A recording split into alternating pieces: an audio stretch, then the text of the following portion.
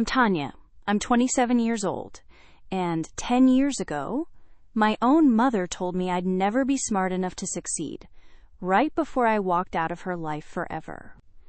She said it in a Kroger parking lot off Ponce de Leon Avenue in Atlanta. Not in private, not quietly. In front of my Aunt Marlene, two cousins scrolling through their phones, and my little brother Jordan, who kept his eyes on his sneakers like he wished he could disappear. But here's what my mother didn't know that day. I wasn't just walking away from her. I was walking towards something she said I'd never achieve. And 10 years later, I'd come back, not to beg, not to apologize, but to buy her entire company. Before I take you back to that parking lot, please take a moment to like and subscribe to Revenge Bite, but only if this story genuinely resonates with you. Also, I'd love to know where you're watching from right now. Drop your location and your local time in the comments. Now let me take you back to the moment everything changed. "You're not academic enough," my mother said, her voice flat and cold, like she was reading a weather report. "You don't have the discipline. You don't have the mind for anything serious." I was 17. I had a report card in my hand, mostly B's, a couple of A's and 2 C's I'd been working to raise. It wasn't perfect, but I was trying. I was really trying. But in Cynthia Brooks' world, trying didn't count unless it looked exactly the way she wanted. We'd just left a parent-teacher meeting. My guidance counselor had asked what I wanted to study in college. I'd said real estate development. My mother laughed. Right there in the meeting, laughed. Now we were standing in the parking lot, and she was finishing what she started. "Real estate?" She shook her head slowly, the way you'd shake your head at a child who insisted the sky was green. "Tanya, you barely passed algebra. You think you can handle contracts? Financing? Negotiations?" My throat tightened. I wanted to say something, anything, but the words wouldn't come. "Be realistic," she continued. "Find a trade. Get a certification. Stop embarrassing yourself with these big dreams." Marlene leaned against her car, arms folded, smiling like this was entertainment. My cousins snickered into their phones. Jordan shifted his weight, still staring at the ground. I looked at my mother, really looked at her, and for the first time in my life, I saw her clearly. She didn't believe in me. She never had. This wasn't tough love. This wasn't motivation. This was a verdict. "What if I work harder?" I heard myself say. "What if I get a tutor? What if—" "Stop." Her voice cut through me like a knife. "You always need something. You always want someone to save you. I'm done wasting my time on a child who can't deliver." Deliver.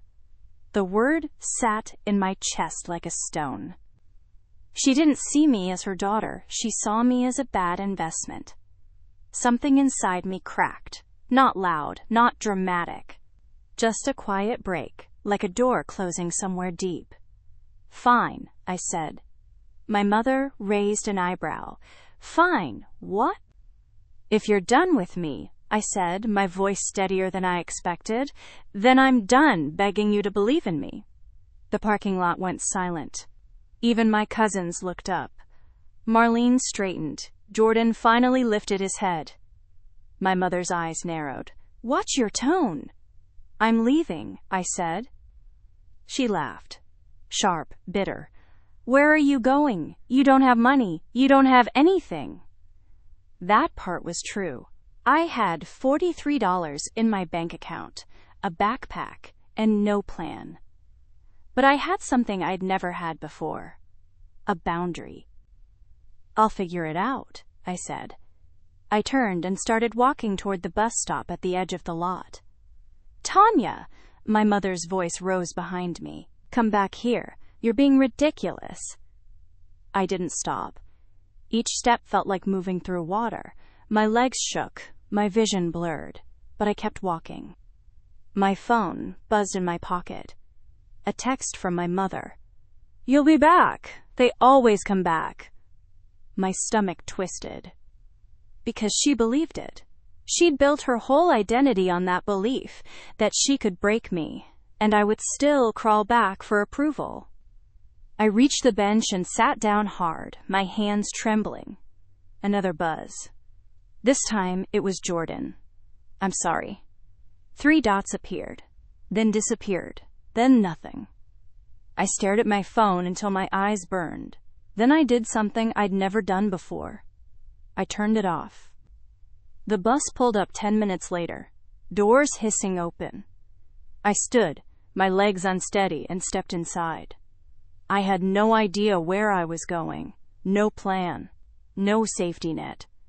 But I knew one thing. If I could survive this moment, this fear, this humiliation, this loneliness, I could survive anything. At the time, I thought leaving was the end of my story. I had no idea it was just the beginning. Because 10 years later, I would walk back into my mother's world, not as her disappointment, not as the girl she humiliated in a parking lot, but as the woman who bought her entire company. And she wouldn't be laughing then. The first night, I slept on a bench in Piedmont Park. I told myself it was temporary, just one night, just until I figured things out. But Atlanta didn't care about my plans. It was late September, and the nights were getting cold. I wrapped my jacket around myself and tried to ignore the sounds, footsteps, voices, the distant wail of sirens. I didn't sleep.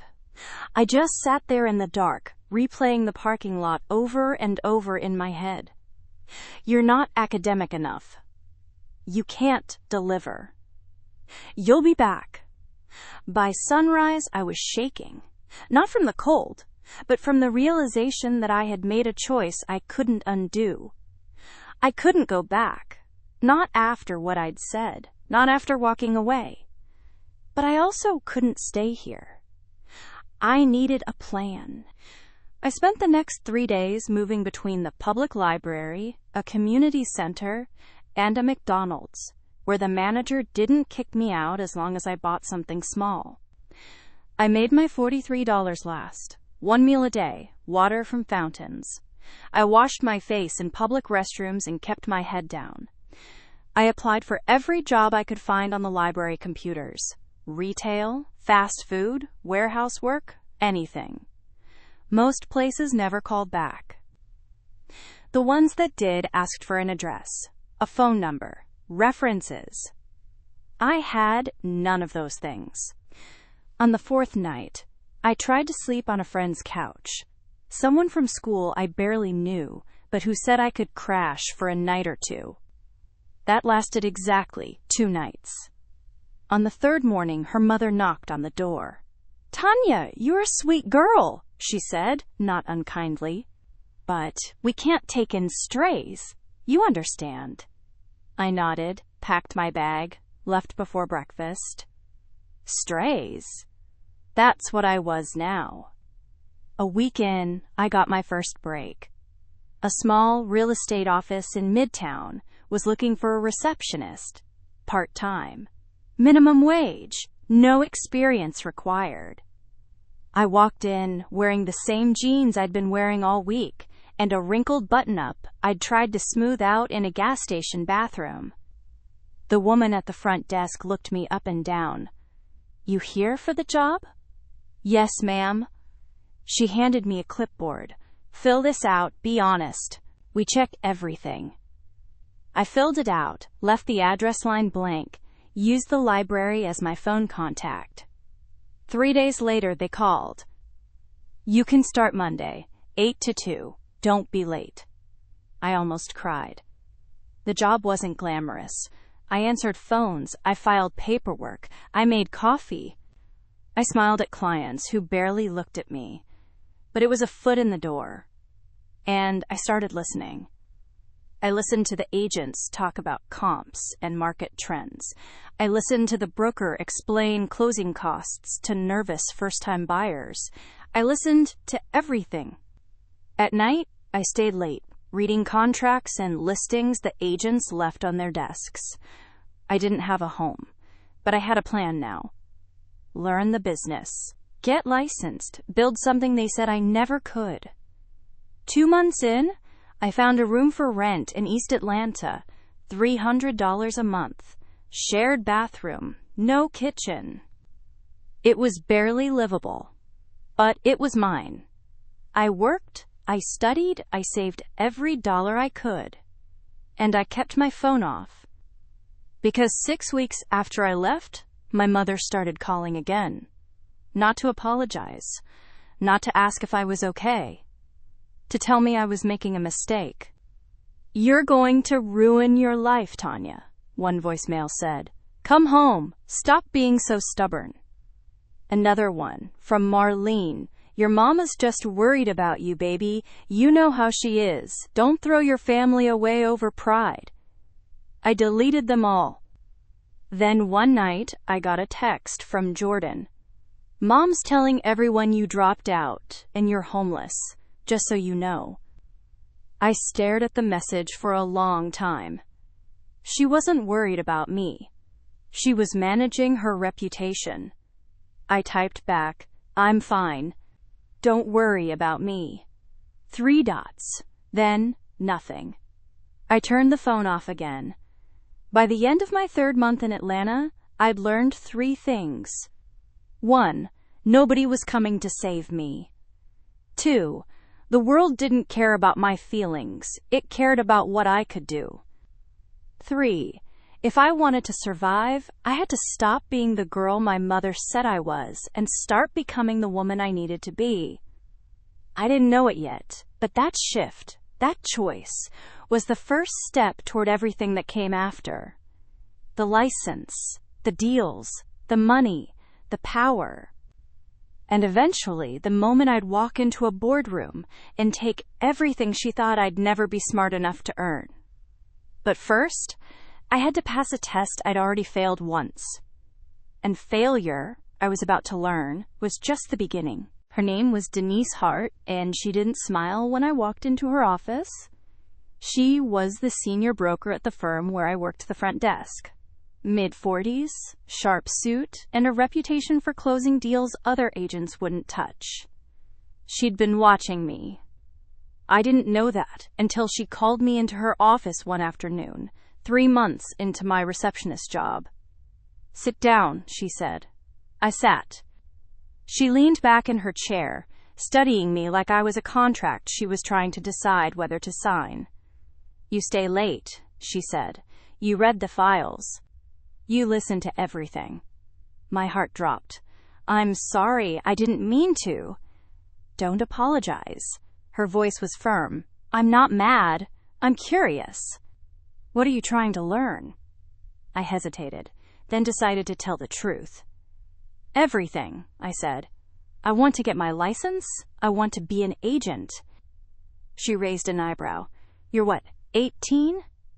17 when I started. 18 now.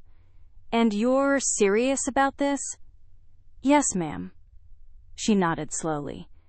"Most people your age talk big and quit the second things get hard. You strike me as someone who might actually follow through. But I need to know you're not wasting my time."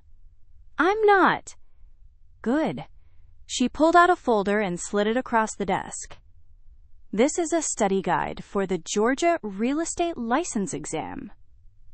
You'll need to take a 75-hour pre-licensing course first. It costs money." "You have money?" I swallowed.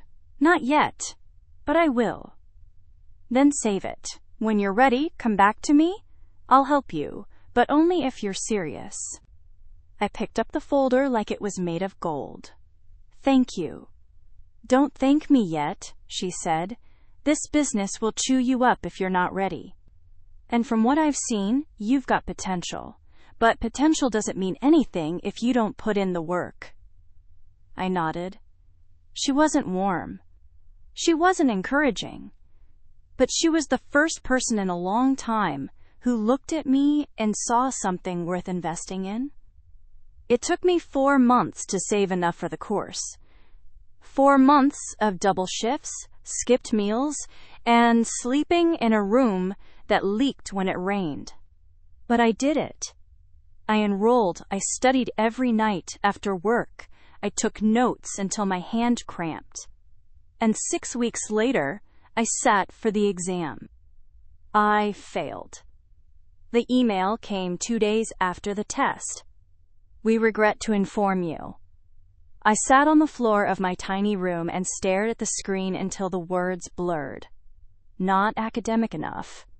My mother's voice echoed in my head. She was right. I wasn't smart enough. I wasn't disciplined enough.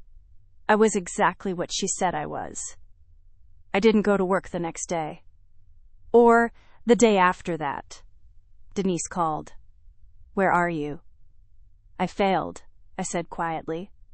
Silence on the line. Then, "So what?" "So I failed. I'm not cut out for this." "That's a cop-out," she said, her voice sharp. "You think I passed on my first try? You think anyone worth their license didn't stumble at some point?" "I don't know." "Well, now you do. Failing doesn't mean you're not capable. It means you're learning.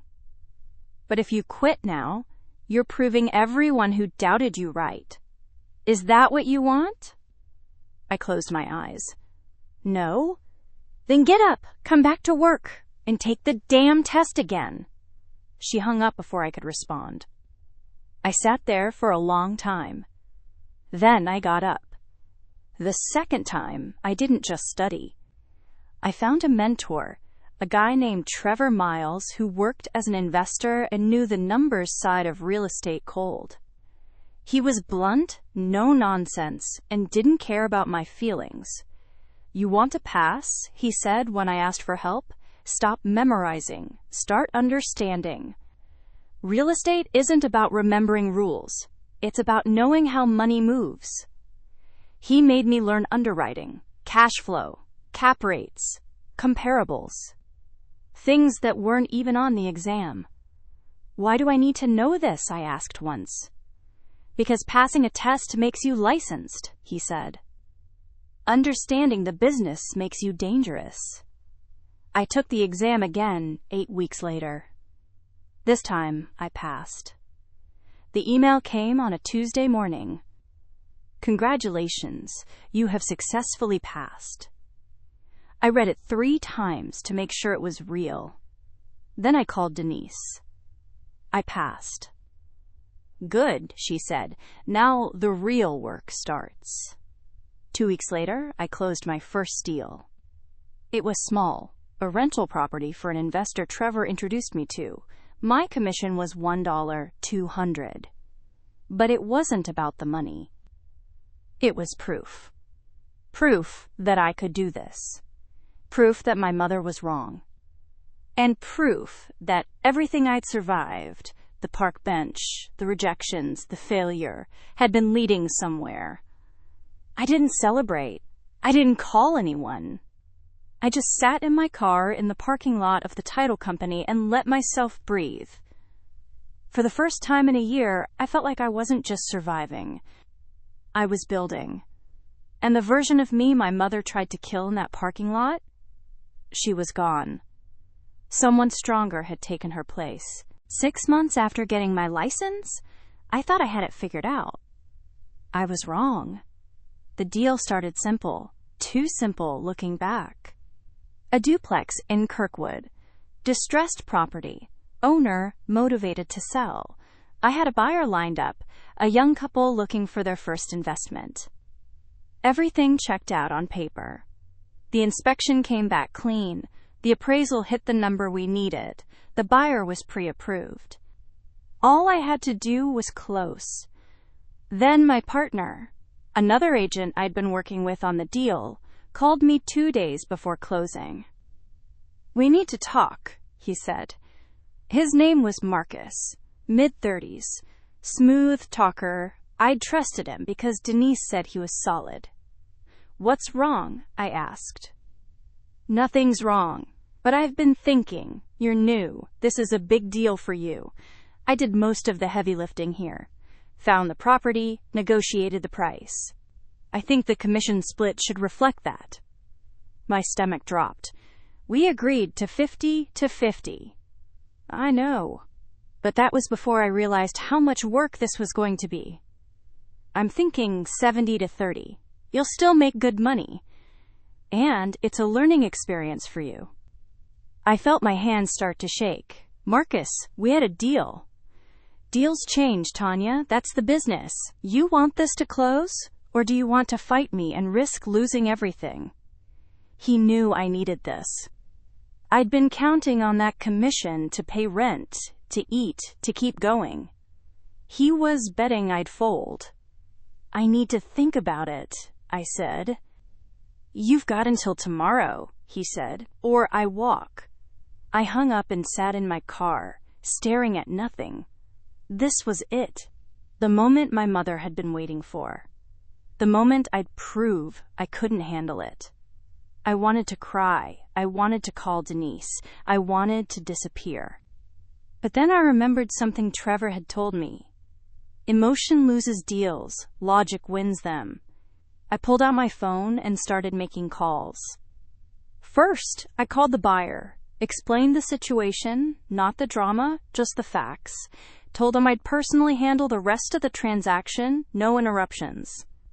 They appreciated the honesty. Then I called the title company, confirmed that my name was on all the paperwork as the primary agent. It was. Then I called Marcus back. I've thought about it, I said, and here's what's going to happen. We're sticking to 50-50 like we agreed. If you want to walk, walk. But you won't get a dime, because the contract lists me as the agent of record. And if you try to sabotage this deal, I'll make sure every agent in Atlanta knows what you tried to pull. Silence on the line. Then he laughed, bitter, surprised. You've got more spine than I thought. I learned from the best, I said. We closing this deal or not? Yeah, he muttered. We're closing. We did. But the damage was done. 2 days after closing, the inspector called. Tanya, I need to tell you something. My stomach dropped. What? I missed something. There's a foundation issue. It's not catastrophic, but it's going to cost about $8,000 to fix. The buyers were furious. They threatened to sue, threatened to report me, threatened everything. I didn't blame them. I spent 2 weeks negotiating. I got the seller to contribute $5,000. I convinced the buyers to cover the rest in exchange for me cutting my commission in half. In the end, I walked away with $600 instead of $1, $200. Barely enough to cover rent. I sat in my car after it was all over, exhausted, broke, and humiliated. I'd survived, but barely. And the worst part? I'd learned something I didn't want to learn. This business wasn't just about working hard. It was about being smarter, faster, and colder than the people trying to use you. That night, Trevor called. Heard about your deal, he said. Yeah. Tough break. Yeah. But you handled it. That's what matters. I didn't say anything. Listen, he said.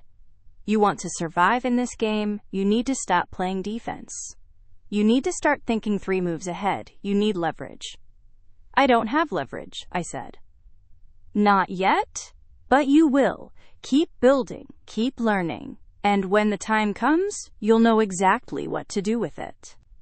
I hung up and stared at the ceiling of my tiny room. Leverage. That word stuck with me, because deep down, I knew Trevor was right. If I wanted to win, really win, I couldn't just survive the punches. I had to learn how to throw them. And somewhere in the back of my mind, a seed of an idea started growing. One day, I wouldn't just be surviving in this business. I'd be the one holding all the cards, even if it meant taking them from the person who said I'd never be smart enough to play the game in the first place. I didn't go looking for information about my mother's company. It found me. 2 years into my career, I was at a networking event in Buckhead, one of those stuffy real estate mixers where brokers and developers pretended to care about each other's projects while sizing up the competition. I was there because Denise told me to be. You want to move up? You need to be in rooms where deals happen. So I went, smiled, shook hands, pretended I belonged. That's where I heard the name for the first time in years. Brooks Development. I froze mid-sip of cheap wine. 2 men in suits were talking near the bar. Cynthia Brooks is scrambling, one of them said. That Edgewood project is bleeding money. Permits delayed, contractor issues, investors pulling out. Word is she's leveraged to the neck. The other guy laughed. She'll figure it out. She always does. That woman's ruthless. I stood there, pretending to look at my phone, but every nerve in my body was on fire. Brooks Development. My mother's company. The one she'd built her entire identity around. The one she used to brag about at family dinners, holding it over everyone's head like proof that she was smarter, better, untouchable. And now it was struggling. I didn't know what to do with that information, so I filed it away and kept moving. But 3 months later, it came up again. This time, it was Trevor. We were reviewing a deal over coffee when he mentioned it casually. You ever hear of Brooks Development? I kept my face neutral. Why? I've got a client who's thinking about buying distressed projects. Brooks has a stalled site in Old Fourth Ward. Residential tower that's only half finished. Investors are pissed. Rumor is she's trying to refinance, but no one's biting. My chest tightened. What happens if she can't refinance? Trevor shrugged.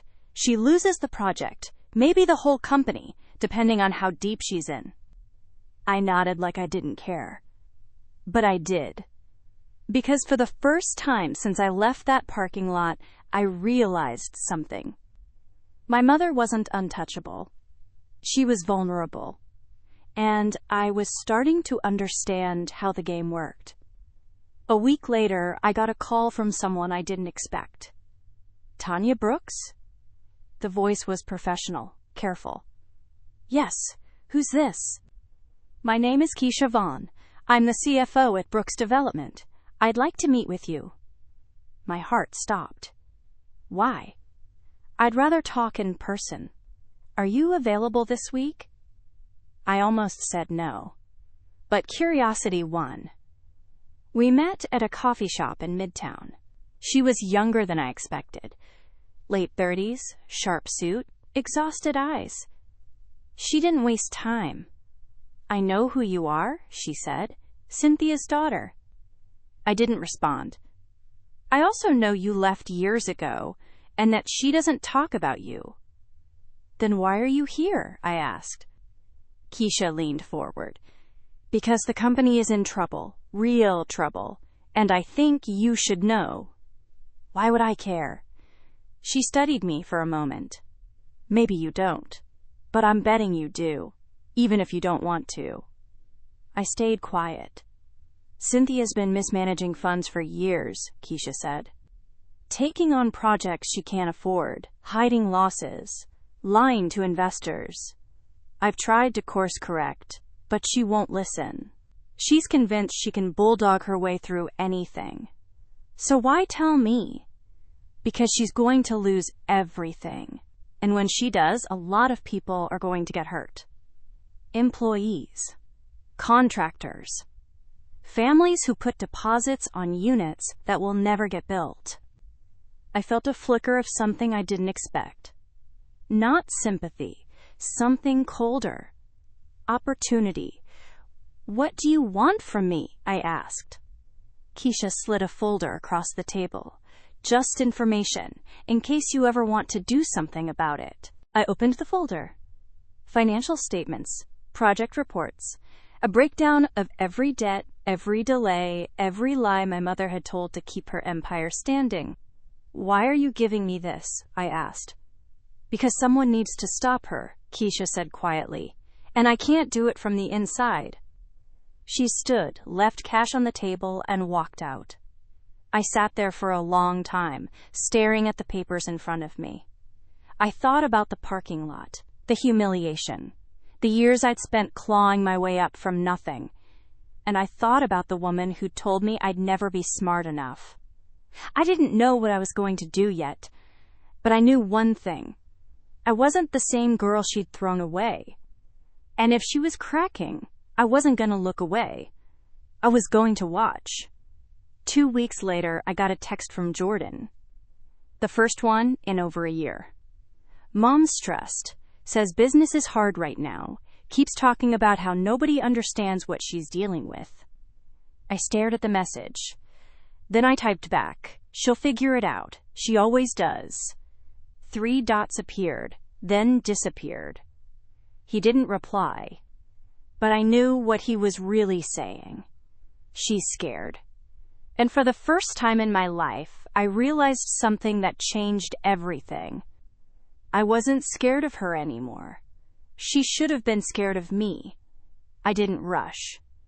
That's the thing people don't understand about revenge. It's not about rage. It's not about acting on impulse. It's about patience. And I had learned patience the hard way.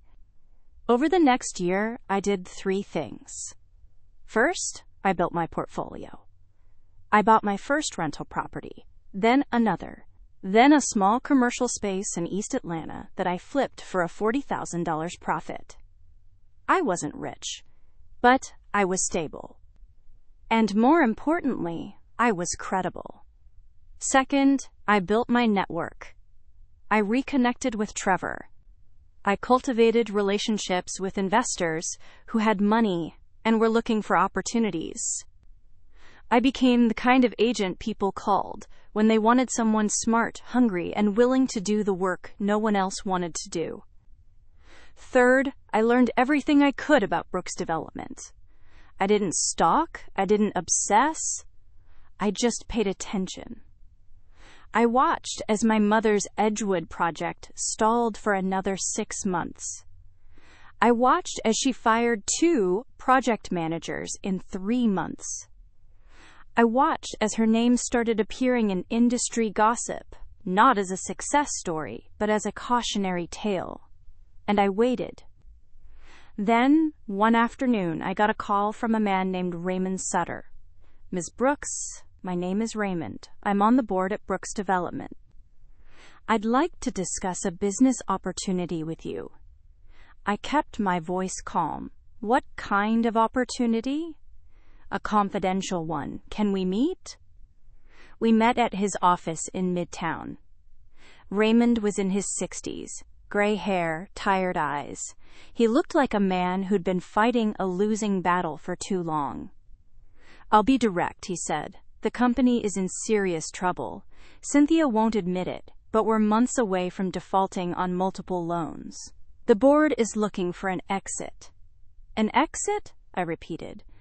A buyout. Someone who can take over the projects, restructure the debt, and salvage what's left. I leaned back in my chair. And you're telling me this because? Because you're Cynthia's daughter, and because I've done my homework. You're smart. You're hungry, and you don't owe her anything. He slid a document across the desk. This is a breakdown of what it would take to acquire controlling interest. It's not cheap, but it's doable if you have the right investors. I looked at the number. It was high, but not impossible. Why would the board approve a sale to me? I asked. Raymond smiled grimly. Because they're desperate. And because Cynthia doesn't know you're involved. We can structure this through a holding company. Keep your name off the paperwork until the deal closes. I felt my pulse quicken. And if she finds out? She won't, not until it's too late. I stared at the document for a long time. This was it. The opportunity I'd been building toward without even realizing it. I could walk away, forget about her, let her empire collapse on its own. Or I could do something she never thought I was capable of. I could take it. I'll need time, I said, and I'll need investors. How much time? 3 months. Raymond nodded. 3 months. After that, the offer expires. I stood, shook his hand, and walked out. That night, I called Trevor. I need to put together a deal, I said. A big one. How big? I told him. He whistled low. That's ambitious. What's the play?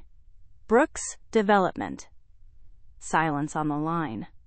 Your mother's company? Yes. Tanya. I know what I'm doing. He paused. Then, all right, let's put it together. Over the next 3 months, I worked harder than I'd ever worked in my life. I pitched investors. I ran numbers. I built financial models until my eyes blurred. I brought in Trevor. I brought in 2 other investors who trusted my track record. And slowly, piece by piece, I put together the funding. There were moments I almost backed out. Moments I lay awake at night, thinking about the girl in the parking lot who just wanted her mother to believe in her. But then I'd remember the text. You'll be back. They always come back. And I'd get back to work. Because I wasn't coming back to beg. I was coming back to win. 2.5 months in, I got a call from Keisha. She knows something's happening, Keisha said, her voice tight. She doesn't know what, but she's paranoid, asking questions, tightening control. Can she stop the deal? Not if you move fast. I called Raymond. We're ready. You have the funding? Yes. He exhaled. Then, let's do this. 3 weeks later, I sat in an attorney's office with a woman named Vivian Cho. She was sharp, no nonsense, and specialized in acquisitions. This is clean, she said, reviewing the documents. As long as everyone signs, the deal closes in 48 hours, and your mother won't know until it's finalized. I nodded. Vivian looked at me carefully. Are you sure about this? I thought about the parking lot, the bench in Piedmont Park, the nights I went hungry, the exam I failed, the people who tried to break me. And I thought about the woman who told me I wasn't academic enough. Yes, I said. I'm sure. She slid the papers across the desk. Then, sign. I picked up the pen, and I signed my name. The boardroom was on the 14th floor of a building in Buckhead. Floor-to-ceiling windows. Polished mahogany table. The kind of room where power didn't need to announce itself. I arrived 15 minutes early. Vivian was already there, setting up documents. You ready? She asked. I nodded, even though my hands were shaking. Raymond arrived next, followed by 2 other board members I'd only spoken to over the phone. Then Keisha walked in. She gave me the smallest nod. And finally, the door opened. Cynthia Brooks walked in. I hadn't seen her in person in 10 years. She looked older, sharper, more polished, but the eyes were the same, cold, calculating, always measuring. She didn't look at me at first. She was too busy scanning the room, assessing the situation, trying to figure out why the board had called an emergency meeting. Let's make this quick, she said, sitting down at the head of the table. I have a call in 30 minutes. Raymond cleared his throat. Cynthia, we've called this meeting to inform you of a significant development regarding the company. She frowned. What development? A sale. Her head snapped up. What?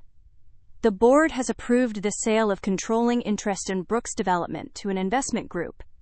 The deal closed this morning. Cynthia's face went white. You can't do that. I'm the CEO. I have final approval on all. Not according to the shareholder agreement, Raymond said calmly. The board has the authority to approve a sale in the event of financial distress, which, As you know, we've been in for over a year." "This is insane," her voice rose. "Who the hell did you sell to?" Raymond looked at me, and for the first time, Cynthia followed his gaze. Her eyes landed on me. For a moment, she didn't recognize me. I saw it.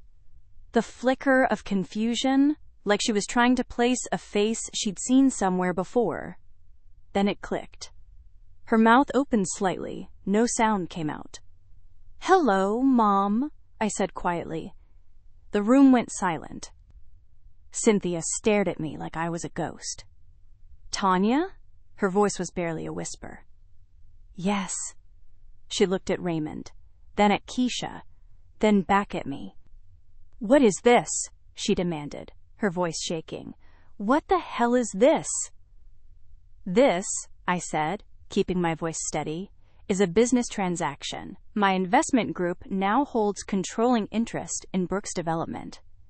As of this morning, I'm the majority owner." Cynthia stood up so fast, her chair scraped across the floor. "You can't do this. This is my company. I built this." "And you ran it into the ground," I said. "The board made a decision, a legal one." "This is sabotage," her voice cracked. "This is revenge." "No," I said. "This is business." She turned to Raymond. You knew this whole time, and you?" "I did what was best for the company," Raymond said firmly, "and for the people who depend on it." Cynthia's hands were shaking. She looked at Keisha. You told her, didn't you?" Keisha didn't flinch. "I gave her information. What she did with it was her choice." Cynthia's face twisted. She looked like she wanted to scream, to throw something, to burn the whole room down. Instead, she turned back to me. "After everything I did for you," she said, her voice low and venomous, "after everything I gave you, this is how you repay me?" I felt something cold settle in my chest. "Everything you gave me?" I repeated. "You told me I wasn't smart enough. You humiliated me in front of the family. You threw me away the second I didn't fit your plan." "I was trying to protect you," she snapped. "I was trying to keep you from making a fool of yourself." "No," I said, my voice rising. "You were trying to control me, and when you couldn't, you tried to break me." She stared at me, breathing hard. "You want to know why I stayed anonymous?" I continued. "It wasn't to hurt you. It was to protect the deal. Because I knew the second you found out it was me, you'd try to sabotage it. You'd lie, manipulate, do whatever it took to keep control. Just like you always do." "You don't know what you're doing," she said, her voice shaking. "You're going to destroy everything I've built." "No," I said. "I'm going to fix it." She opened her mouth to argue, but Vivian cut in. "Ms. Brooks, the deal is done. You can challenge it in court if you want, but I promise you'll lose. The board acted within their legal rights. The sale is final." Cynthia looked around the room, searching for an ally. There was none. She looked back at me, and for the first time, I saw something I'd never seen before. Fear. "Tanya," she said, her voice softer now, almost pleading. "You're my daughter. We can work this out. We can." "No," I said, "we can't." I stood up, my legs steadier than I expected. "You'll stay on as a consultant if you choose. The board can discuss terms, but your decision-making authority is over. The company moves forward without you." She stared at me, her mouth opening and closing like she couldn't find words. "This is a business decision," I said again, "nothing personal." But we both knew that was a lie.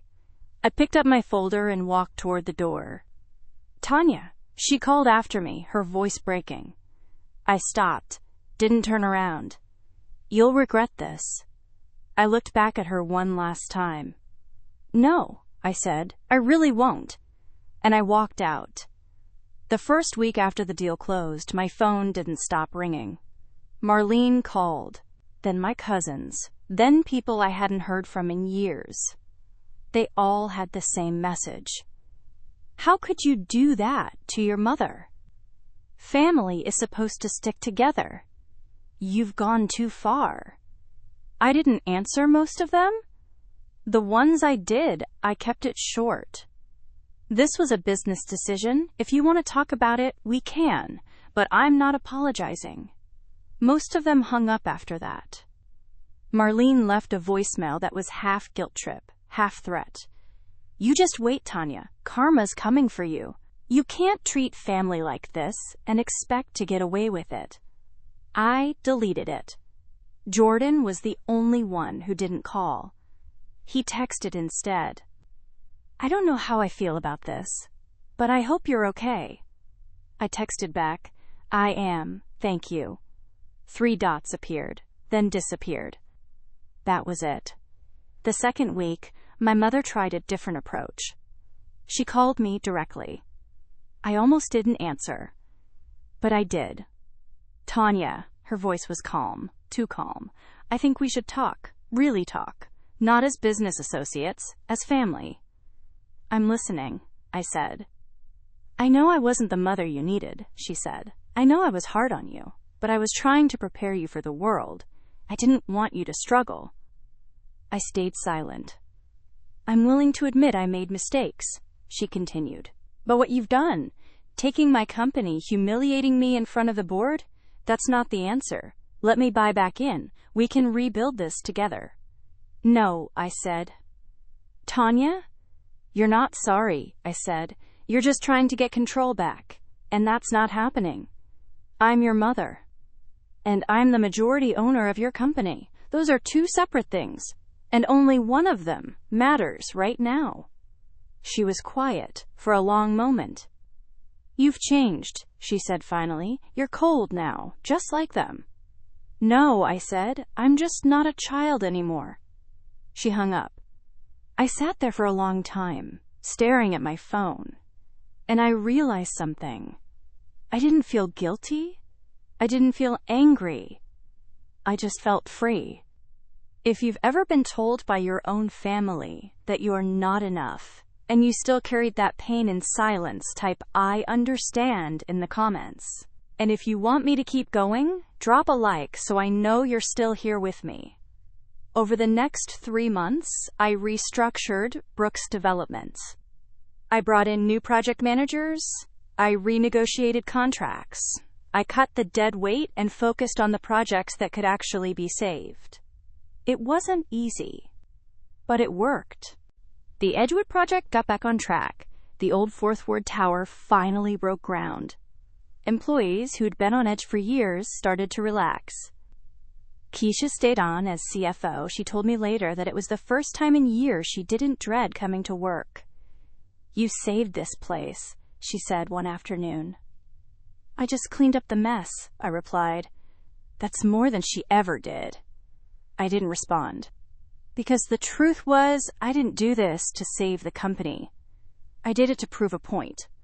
And now that I had, I wasn't sure what came next. 4 months after the deal, my mother made one last attempt.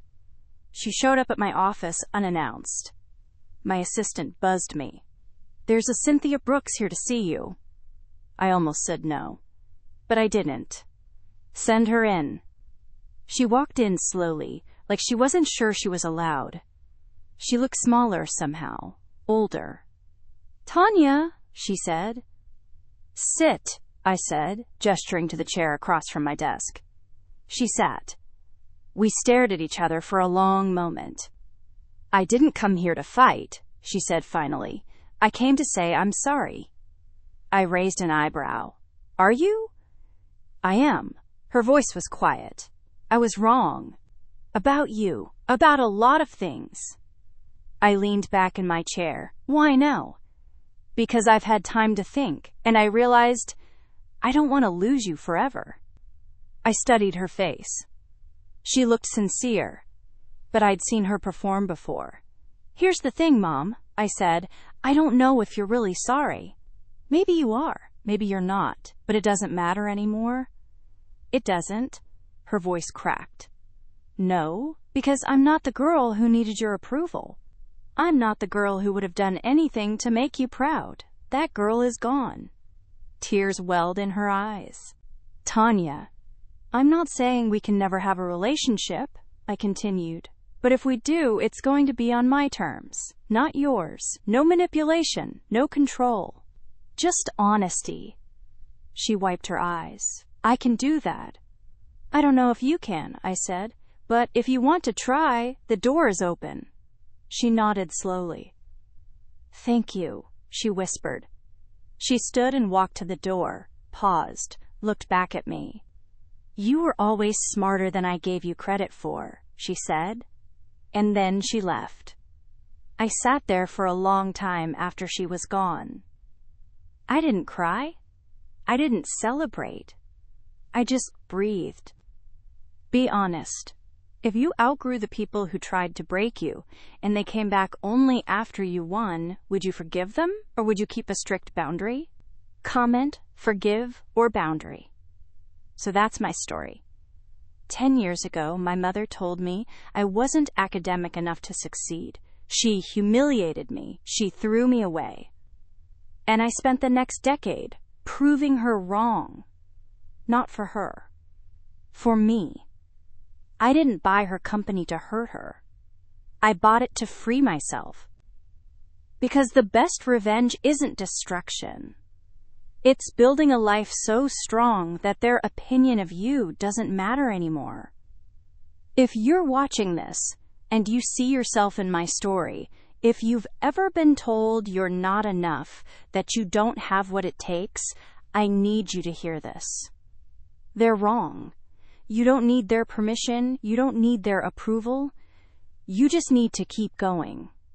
One step, one day, one small win at a time.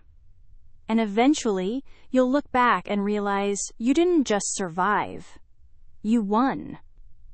If you want more stories like this on Revenge Bite, where karma doesn't beg, it collects, subscribe, and turn on notifications.